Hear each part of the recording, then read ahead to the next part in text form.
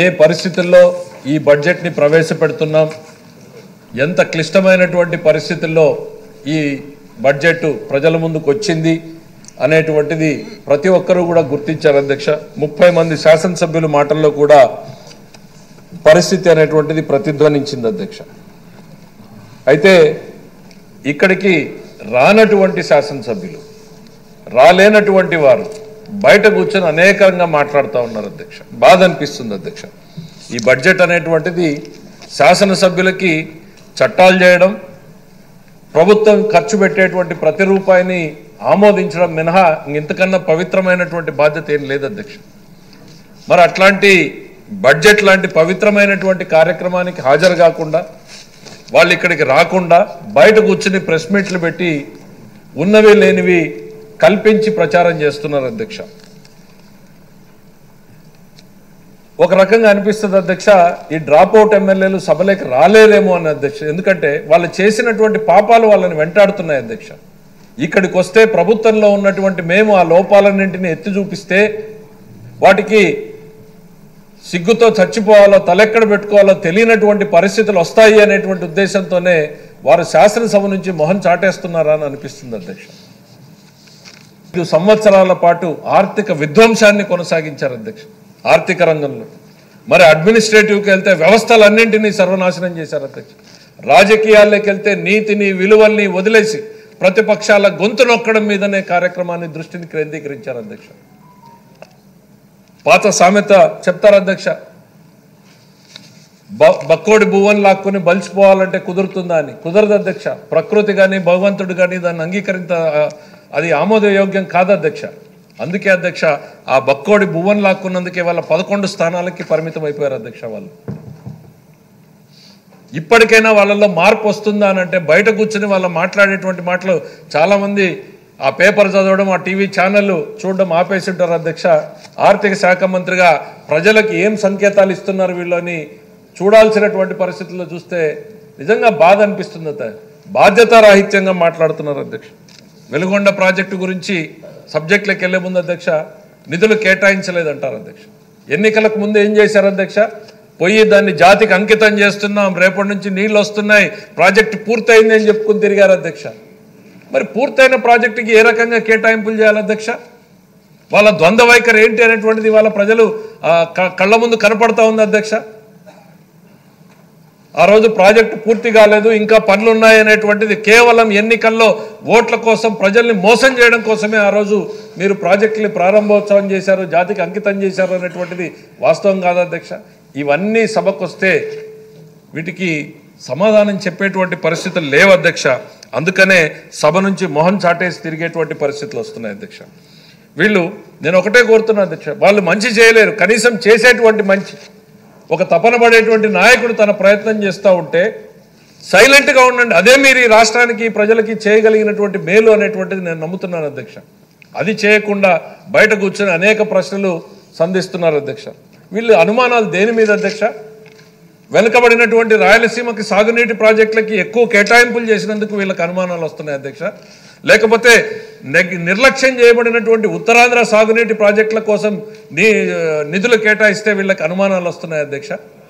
తల్లికి వందనం పేరుతో కానీ, అన్నదాత సుఖీభావ పేరుతో కానీ మేము ఈ రాష్ట్ర రైతాంగానికి, రాష్ట్రంలో మహిళలకి బాసటగా నిలవాలి అని వాళ్ళ ఊహకు అందని విధంగా కేటాయింపులు చేసినందుకు వాళ్ళకి అనుమానాలు వస్తున్నాయని అడుగుతున్నా అధ్యక్ష. లేకపోతే అసలు సంక్షేమ రంగానికే వాళ్ళు ఊహించిన దానికన్నా మేము ఎక్కువ కేటాయింపులు చేశామని వాళ్ళకి ఏమైనా బాధ వస్తుందా అధ్యక్ష? ఇవేవి మాట్లాడకుండా, ఇవేవి కళ్ళ ముందు కనపడకుండా ఒకటో రెండో ఏవైనా కేటాయింపులు పెరిగినవో తగ్గినవో ఉంటే వాటినే తీసుకుని చిలవలు పొలవలుగా వర్ణించేటువంటి పరిస్థితుల్లోకి వచ్చారు వీళ్ళు. రాష్ట్రంలో ఆర్థిక విధ్వంసం అనేటువంటి పదాన్ని పదే పదే పదే మాట్లాడుతున్నాం అధ్యక్ష. ఎందుకనంటే ఆ బాధని ఇవాళ అనునిత్యం అనుభవిస్తున్నటువంటిది రాష్ట్ర ప్రభుత్వం అధ్యక్ష. రాష్ట్ర ప్రభుత్వం తరఫున విధ్వంసాన్ని చూసినా కూడా ఎక్కడా మేము నిరాశ పడలేదు అధ్యక్ష.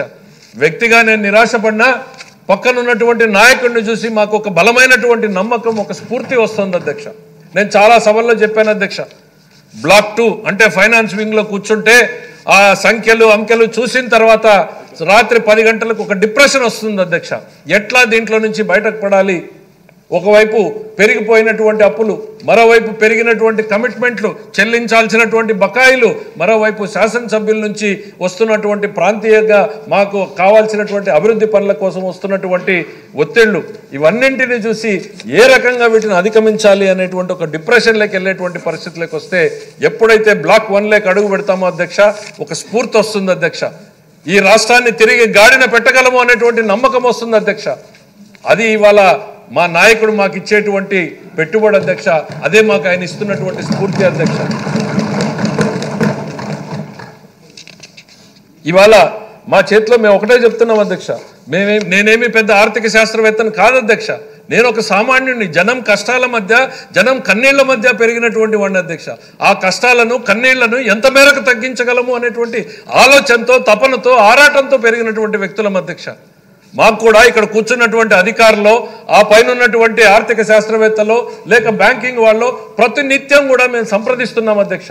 ఏ రకమైనటువంటి మార్పులు చేయాలి, ఈ రాష్ట్రాన్ని గాడిన పెట్టడానికి ఎట్లా ముందుకు తీసుకుపోవాలని.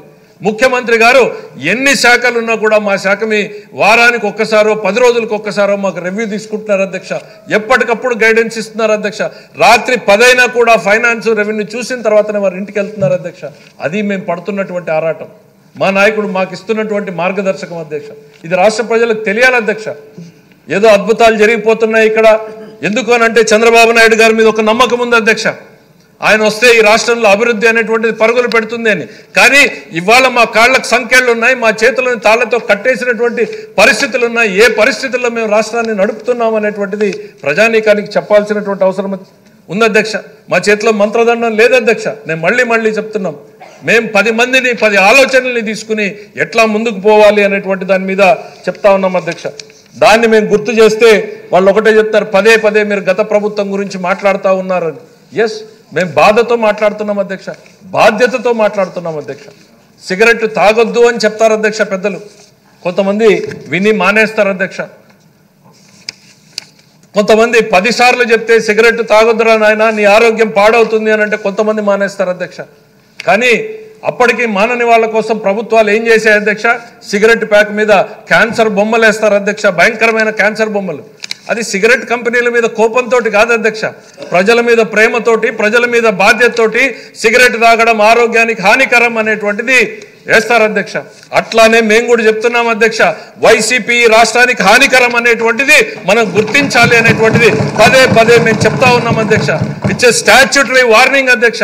రాష్ట్ర ప్రభుత్వం నుంచి మేము చెప్తా ఉన్నాం అధ్యక్ష.